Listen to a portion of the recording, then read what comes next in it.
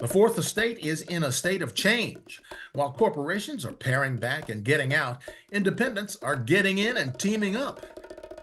It's a new formula that just might make a closer connection between the media and the audience we serve. Well, thanks for joining the conversation. We're back talking about the state of the fourth estate, Media Matters, with Ricardo Sandoval Palos, award-winning journalist and co-founder of Palabra, the online magazine produced by the National Association of Hispanic Journalists. Ricardo now serves as public editor for PBS and advisor to several journalism think tanks. Also here, Valeria Fernandez, international award-winning investigative journalist and documentarian. Thank you for joining us. Much of her work, of course, is focused on the immigrant experience, and she speaks from the heart on that. So we'll talk to her on more of that experience. We talked about Palabra getting this huge audience. And now that we have this fragmentation of the media landscape, you've got print, broadcast, internet, social media. Do you see growing power in what Palabra is doing? And let me throw that to both of you. I think there is some power in that, and I think there's also the power of example, right? And that example and the kind of platform that Palabra has built, becoming attractive to others who seek to tap into the markets as well, to tap into these potentially new readers and viewers. It's become now a go-to when people want to do collaborative journalism on different levels. Right now there is a crisis, and you'll hear about this Knight Foundation and MacArthur and this thing called Press Forward that is trying to support local journalism. So there's a big emphasis on that. Well, building on that, Palabra's running a sort of experiment called the Altavos Project. It's taking journalism down a new path. Tell us about it. I thought, well, what can I do from the perspective of a journalist to get people more civically engaged? And I think it begins with empowering and supporting the infrastructure of local news media by people of color. So in our first alliteration, we worked with India Currents, which is in California, serving the India community.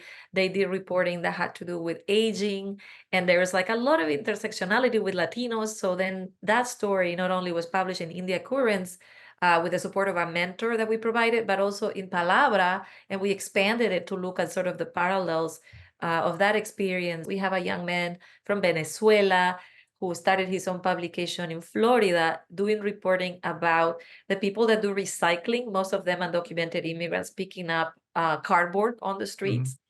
We did something in Atlanta about, the ability to be able to go vote with someone interpreting in whatever language you need.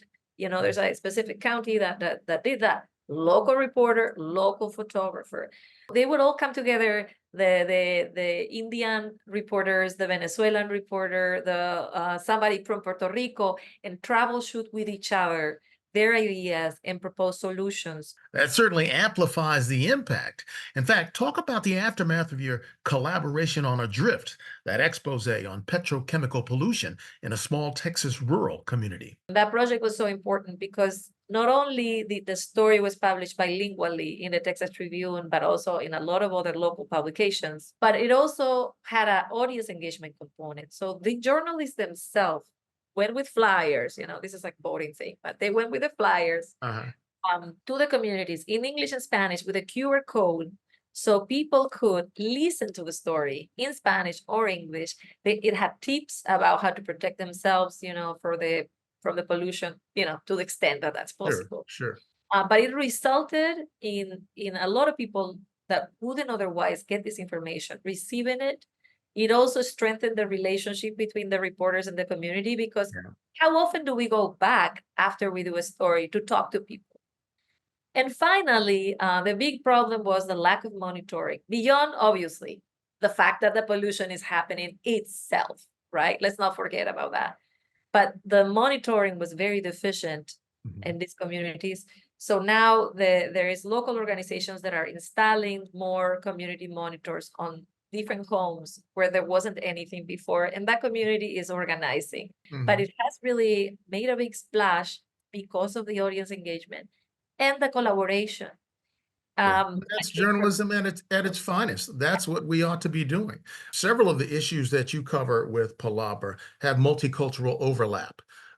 We mentioned the database that is connected to African American efforts at police reform. Legal arguments supporting reparations are being made by Asian and Latino immigration lawyers. Environmental racism by landfill and agribusiness interests has made allies of Hispanic, Black, and Native American communities. One would think that today's political extremes would make a multicultural kumbaya a no-brainer. people like just to perpetrate the myth that we don't get along.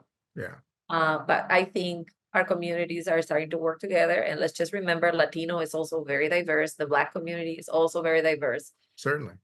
Certainly. And You we have know, a lot of I intersection. wonder, and let me throw this to both of you, and maybe Ricardo might encounter more of this in the line of work that he's doing now. But do you think that that we all have a measure of biases that gets in the way?